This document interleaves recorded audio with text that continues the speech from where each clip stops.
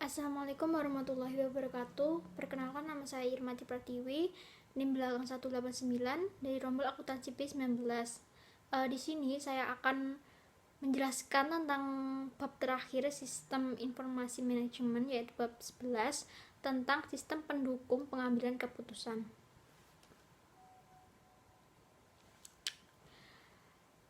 Pemecahan masalah dan pembuatan keputusan.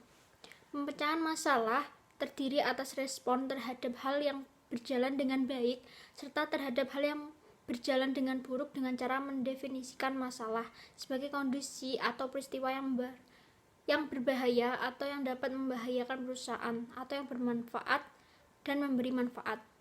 Lalu pembuatan keputusan, yaitu tindakan memilih di antara berbagai alternatif solusi pemecahan masalah. Keputusan didefinisikan sebagai tindakan pilihan dan seringkali diperlukan untuk mengambil banyak keputusan dalam proses pemecahan masalah. Lalu ada fase pemecahan masalah. Menurut Herbert A. Simon, terdapat 4 tahapan dalam memecahkan masalah. Yang pertama yaitu aktivitas intelijen, yaitu mencari di sekitar lingkungan kondisi yang harus dipecahkan. Lalu ada aktivitas perancangan, yaitu menemukan, mengembangkan, dan menganalisis tindakan-tindakan yang mungkin dilakukan. Lalu ada aktivitas pemulihan, memilih tindakan tertentu dari beberapa yang tersedia. Dan yang terakhir adalah aktivitas pengkajian, yaitu memeriksa pilihan-pilihan yang lalu. Selanjutnya yaitu kerangka pikiran pemecahan masalah. Kerangka berpikir yang berguna dalam pemecahan masalah yaitu model sistem umum perusahaan dan model 8 elemen lingkungan. Model sistem umum yaitu sebagai kerangka berpikir perusahaan sebagai suatu sistem yang mengidentifikasi elemen-elemen penting yang harus ada serta aliran data, informasi, dan keputusan yang menghubungkan elemen tersebut. Model lingkungan yaitu untuk memahami lingkungan perusahaan dan interaksi antara perusahaan dan masing-masing elemen dalam bentuk aliran sumber daya. Selanjutnya ada elemen proses pemecahan masalah. Kebanyakan masalah yang dipecahkan manajer dapat dianggap sebagai permasalahan sistem. Sebagai contoh, perusahaan sebagai suatu sistem yang tidak berfungsi bagaimana semestinya, atau terdapat masalah dengan sistem persediaan, komisi penjualan, dan seterusnya. Solusi masalah sistem adalah solusi yang membuat sistem memenuhi tujuannya dengan paling baik. Selanjutnya yaitu memilih solusi yang baik. Harry Mitzberg, seorang ahli teori manajemen, telah mengidentifikasi 3 pendekatan. Yang pertama adalah analisis, penilaian, dan juga penawaran. Analisis merupakan evaluasi pilihan secara sistematis dengan mempertimbangkan konsekuensi pilihan-pilihan tersebut pada tujuan organisasi. Lalu ada penilaian, yaitu proses pemikiran yang dilakukan oleh manajer. Dan yang terakhir adalah penawaran, negosiasi antara beberapa manajer. Selanjutnya yaitu struktur permasalahan. Seorang manajer dapat memahami beberapa masalah lebih baik. Dibandingkan yang lain. Masalah mengenai beberapa banyak persediaan yang harus dipesan merupakan contoh permasalahan yang dapat dipahami dengan baik oleh manajer. Yang pertama yaitu terstruktur. Terdiri atas unsur dan hubungan antara berbagai elemen yang semuanya dipahami oleh orang yang memecahkan masalah. Lalu ada masalah yang tidak terstruktur, yaitu masalah yang tidak memiliki elemen atau hubungan antar elemen yang dipahami oleh orang yang memecahkan masalah. Yang terakhir adalah masalah semi struktur, yaitu masalah yang terdiri atas beberapa elemen atau beberapa hubungan yang dipahami oleh si pemecah masalah dan beberapa yang tidak dapat dipahami.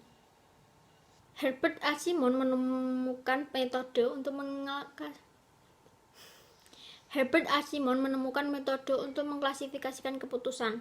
Ia percaya bahwa keputusan terletak pada suatu kontinum, dengan keputusan terprogram pada suatu sisi dan pada suatu yang tidak terprogram di sisi yang lain. Putusan terprogram bersifat relatif dan rutin dalam hal prosedur tertentu digunakan untuk menangani sehingga keputusan tersebut tidak perlu dianggap de novo atau baru setiap kali terjadi. Keputusan yang tidak terprogram bersifat baru, tidak struktur, dan penuh konsekuensi. Simon menjelaskan bahwa dua jenis keputusan tersebut hanyalah merupakan gambaran hitam putih dari kontinum tersebut dan kebanyakan masalah terletak di wilayah abu-abu. Namun konsep terprogram dan tidak terprogram penting untuk diketahui karena masing-masing harus ditangani dengan teknik yang berbeda. Lalu pemodelan matematika. Model adalah abstraksi dari sesuatu. Model mewakili suatu objek atau aktivitas yang disebut entitas. Manajer menggunakan model untuk mewakili masalah yang harus diselesaikan. Objek atau aktivitas yang menyebabkan masalah disebut dengan entitas. Di sini terdapat 4 jenis model. Yang pertama model fisik, model naratif, model grafis, dan juga model matematis. Lalu di sini ada kelas model matematis. Model matematis dapat diklasifikasikan ke dalam 3 dimensi. Yang pertama pengaruh waktu, tingkat keyakinan, dan kemampuan untuk mencapai optimasi. Lalu model statis atau dinamis tidak melibatkan waktu sebagai salah satu variabel. Model dinamis menggambarkan perilaku entitas seiring dengan waktu seperti gambar bergerak atau film. Di sini juga ada model probabilitas atau deterministik. Model yang melibatkan probabilitas disebut model probabilitas. Jika tidak, maka model tersebut adalah model deterministik. Model optimasi atau suboptimasi. Model optimasi adalah model yang memilih solusi terbaik dan berbagai alternatif yang diterapkan. Model suboptimizing adalah model yang seringkali disebut model pemuas, yang memungkinkan seorang manajer untuk memasukkan seperangkat keputusan. Lalu ada simulasi, yaitu tindakan menggunakan model. Simulasi terjadi dalam skenario tertentu dan memprediksi dampak keputusan orang yang memecahkan masalah tersebut. Teknik simulasi. Manajer biasanya melakukan model optimasi hanya sekali. Model ini menghasilkan solusi terbaik yang menggunakan skenario tertentu dan variabel keputusan. Format output simulasi yaitu melibatkan berbagai elemen skenario dan variabel keputusan pada layar atau halaman yang sama seperti output merupakan praktik yang baik.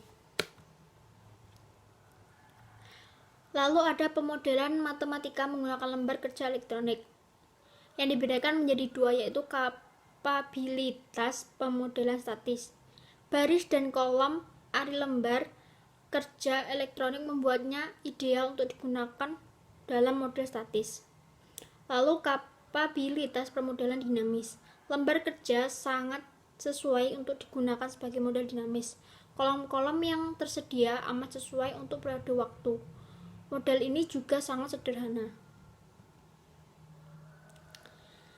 Kecerdasan buatan.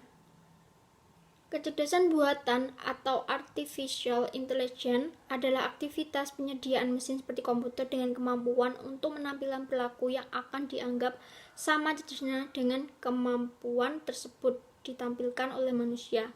Sistem pakar yaitu program komputer yang berusaha untuk mewakili keahlian manusia dalam bentuk heuristik. Istilah heuristik berasal dari kata Yunani yang berarti menemukan. Jaringan saraf tiruan yaitu meniru fisiologi otak manusia. Jaringan ini mampu menemukan dan membedakan pola sehingga membuatnya amat berguna dalam bisnis wilayah, pengenalan suara, dan pengenalan karakter optis. Lalu ada algoritma genetik, yaitu menerapkan proses untuk memungkinkan para pemecah masalah agar menghasilkan solusi masalah yang semakin lebih baik. Lalu ada agen cerdas, digunakan untuk melakukan tugas yang berkaitan dengan komputer yang berulang-ulang. Salah satu contoh adalah data. Selanjutnya yaitu konfigurasi sistem pakar. Sistem pakar terdiri dari 4 bagian utama, yaitu antarmuka pengguna, basis pengetahuan, mesin inferensi, dan juga mesin pengembangan. Lalu ada sistem pengambilan keputusan kelompok. Konsep GDSS yaitu sistem pendukung pengambilan keputusan kelompok atau Group Decision Support System. adalah sistem berbasis komputer yang membantu sekelompok orang melakukan tugas yang sama dan memberikan antarmuka untuk digunakan bersama. Istilah lain juga digunakan untuk menggambarkan aplikasi teknologi informasi ke dalam situasi kelompok. Peranti lunak yang digunakan dalam situasi ini diberi nama groupware. Lalu ada letak lingkungan GDSS. GDSS membantu memecahkan masalah dengan cara menyediakan lokasi yang kondusif untuk komunikasi. Jika anggota bertemu pada saat yang bersamaan, maka lokasi ini disebut pertukaran sinkron. Jika para anggota bertemu pada waktu yang berbeda, maka lokasi ini disebut pertukaran asinkron. Contohnya melalui email ruang keputusan. Lalu ada ruang keputusan, yaitu tempat sekelompok kecil orang bertemu langsung. Ruang ini membantu komunikasi melalui kombinasi perabotan, peralatan, dan tempat. Peralatan mencakup kombinasi komputer, mikrofon penangkap suara, kamera, video, dan layar lebar. Di tengah ruangan terdapat konsol fasilitator. Fasilitator adalah seorang yang tugas utamanya menjaga diskusi.